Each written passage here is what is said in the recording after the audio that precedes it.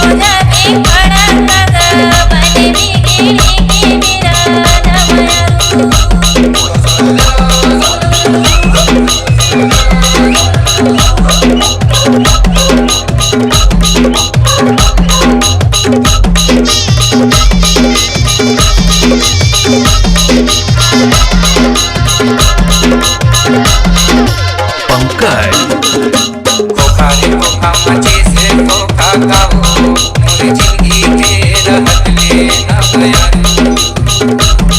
मैं देवा खोखा काबू मोर जिंदगी के रहत ले न बयारू।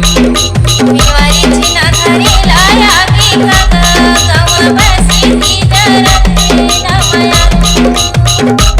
तेरी काला भागी कम बसी की दरद न बयारू।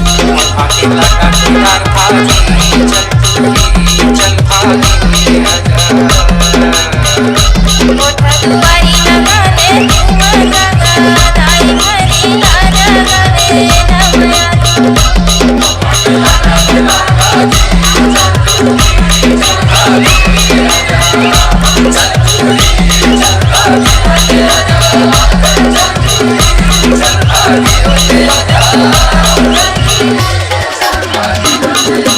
पंकज